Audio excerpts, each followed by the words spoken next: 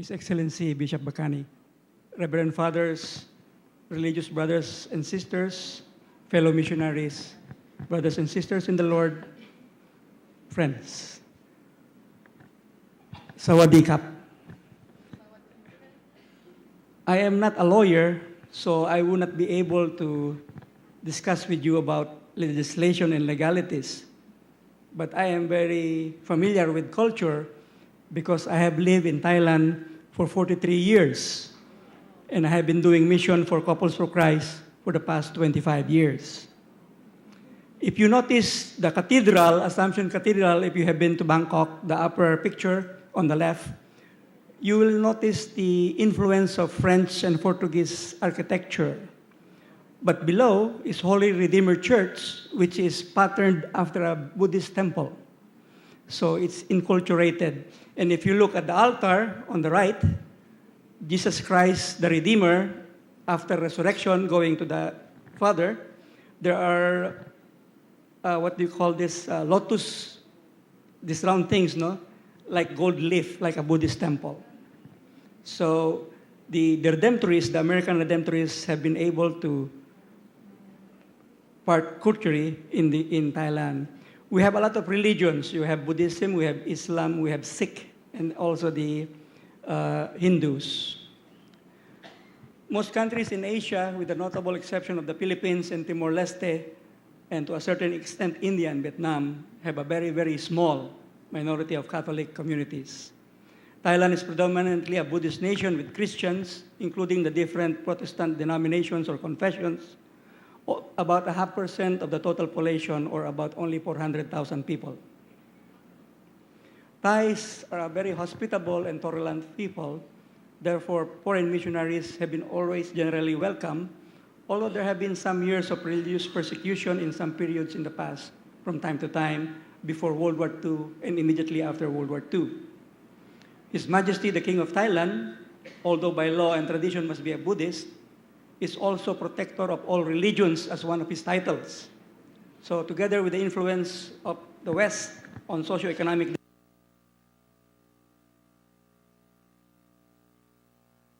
many of the Catholics in Thailand have come from South China and Indochina, mostly from Vietnam, especially after World War II, as people escaped from oppressive communist dominance in their home countries.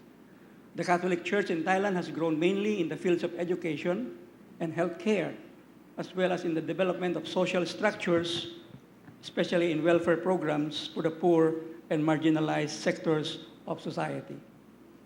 Catholic hospitals are well accepted by the people as providing superior medical services at reasonable and affordable prices. Hospices for the aged, orphans, street children, AIDS centers, skills development and daycare to assist single mothers, schools for the blind and the handicapped, and other things have been major initiatives of the Thai Church, which we may consider as a success. There are several teams and groups providing medical care in remote areas among the hill tribe minorities in the mountains from time to time. Catholic schools are well renowned throughout the country and have produced graduates who are now leaders in government, commerce, industry, and other business sectors. Some have converted to Christianity, and a few continued on to religious vocations through the exemplary lives and witness of priests, brothers, and nuns whom they have encountered. The 11th five-year development plan, the present development plan, says development is intended to generate resilience in each dimension of Thailand's development for balance and sustainability by strengthening and utilizing capital endowment, first by empowering social capital, especially the human, social, and cultural aspects concentrated on human and social development towards social quality. Resilience must be created at individual, family, and community levels. Actually, this came about because of the financial crisis in 1997 and 1998, when the government suddenly turned to human capital or the development of human resources. But still, Catholics are a very, very small minority. Therefore, advocacy is actually prohibited. So we cannot really promote any pro-family or pro-life initiatives in Parliament unless it is in accordance with the Buddhist priorities as well. I would just like to introduce Professor Wirya Nansiripongpan because he is a lawyer from Harvard and he's teaching law at Thammasat University. If you look at his qualification, he's a better person to speak before you. But he didn't come because Professor Wirya is blind from age 15. He had an accident and he became blind. And obviously being a Buddhist, he was devastated and he thought of karma. He became a parliamentarian during the military coup of 2006, and he was instrumental in all these things for the handicapped. 10 years ago, you will never see this in Bangkok or any place in Thailand, but now about 80% of public toilets in Thailand have facilities for the handicapped because of him. Professor Wirya, by the way, is a Catholic. When we speak of karma, I always hear Filipinos, no? But if a bad event happens in your life, na karma lang yan. Actually, the real meaning of karma is deed or action. Okay? So, what it means, good or bad karma in the past will cause a positive or negative result in the present or future. Or good or bad karma in the present will cause a positive or negative effect in the future. So this 15-year-old boy, lost because of not being able to see. I don't know which is better, to be born blind or to be blind after. I haven't asked him yet. But he was totally lost until he met a Salesian nun, Sister Rose Moore, who was teaching Braille in the school for the blind. And Sister Rose told him, do not think of or dwell in your past. You cannot change it. Live today. Do the best you can today, thereby creating good karma that will bring you a better tomorrow. Does it sound familiar to you? Does it sound like the Gospel of St. Matthew or one of the letters of St. Paul?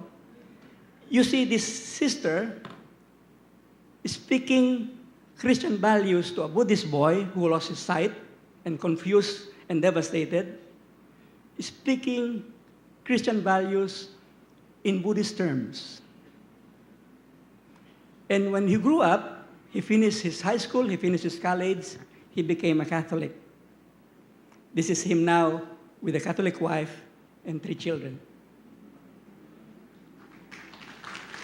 But after all is said and done, the results, the bottom line will always be the implementation of the various laws on family and life are what matters. Thailand still has a long, long way to go in this regard. But for its part, the Church continues to serve Thai society with its own programs on social development and public welfare, even with some limitations. The pastoral challenges the Thai Church face are many, and among these are the adult population is increasing while the young population is decreasing, mainly due to successful state emphasis on population control and readily available state-supported programs on the use of artificial methods of birth reduction. One main problem here is if you think of the pension funds, there are very few employed young ones, but very, very large number of adults that the pension fund has to support. Number 2, male dominance in society is still generally practiced, as in other Asian countries. Many women have reached top positions in the government. The last prime minister was a lady, and business sectors, but still male superiority is the norm in society. Many girls, especially in the north and northeastern part, do not receive parental support because they get married anyway. So there is no priority or there are no funds for education. And sadly, some of them are sold into the sex industry. Thailand, sad to say, is like Netherlands or some parts of Europe where sex is called an industry. Because of the above, Thailand has the highest rate of teenage pregnancy in the Asian region, from the age of about 12 to 19. No? And that's also a very, very high source of abortion, which is still illegal, and a high incidence of single motherhood, even in as low as level as in high school. Divorce is legal in Thailand, which is a problem for the church. And sad to say, divorce rates has increased lately from 2011 to 34%. Sex change surgery has become big business in Bangkok hospitals. We have no problem with same-sex marriage, you see. If you have $3,000, you can change your sex from man to woman, woman to man. The latest challenge Thailand will now face is the ASEAN Economic Community on January 1st, because there will be an influx of foreign overseas workers, for sure. Still, if taken simply as a democratic context, Thailand presents a huge target market for evangelization, as Jesus and the gospel still has to reach out to more than 70 million Thais. Chiang Mai is the poorest and yet the fastest growing diocese in Thailand, poor because about 3,000 Catholics in urban centers support more than 30,000 hill tribe villages in the mountains. And there are several lay movements and organizations involved in family development, among them Family Life Development, Sochokos, Songsam Chivit Kropkowa, directly under the bishops, the Focolare Community, the Christian Family Movement, and Couples for Christ. Just let me go fast in this. Couples for Christ, originated here in Manila 33 years ago in 1981, will be 25 years in October. It's the first and only lay movement to come from Asia. Focolare came from Italy, Cursilo came from Spain, Legion of Mary came from Ireland, just to give you an example. Couples for Christ covers almost 6 of the 10 dioceses of Thailand. So you can see the pictures of the logo where we are. Our beloved Pope Francis, in the first year of his papacy, has been often mentioning the need for family evangelizers to reach out to those in the outer fringes of the church. And Couples for Christ has been working hard at it for the past 2-3 decades. And likewise, CFC Thailand has grown in the 2 areas of the mission field, building the Church of the Home and building the Church of the Poor. We have family ministries, Youth for Christ, Kids for Christ, Singles for Christ for young professional men and women, handmaids of the Lord, and servants of the Lord. And we also have the programs for the poor. Thailand has been blessed with 4 doctors, 9 nurses, so we are able to have 3 medical missions in the hill tribes. So that's it. We also support orphanages, and in line with the mission of building the Church of the Home and building the Church of the Poor. In January 2012, the CFC ANCO Foundation was invited by the Vatican to join the annual meeting of the Pontifical Council Cor Unum, the aid agency of the Vatican for the poor, to present the various programs of CFC's work with the poor. In conclusion, when you look at a blind person, do you only see the disability but not the person who then is blind? When your brother cries out for justice and you pretend not to hear, who is deaf? If you do not communicate with your sister but separate yourself from her, who is disabled? If your heart and your mind cannot reach out to your neighbor, who has the handicap? If you do not stand up for the rights of persons, who is the crippled? Our attitudes towards persons with disabilities and families that are being attacked as a social institution is our biggest handicap. Thank you. Thank you very much, Mr. Jaime Lozare.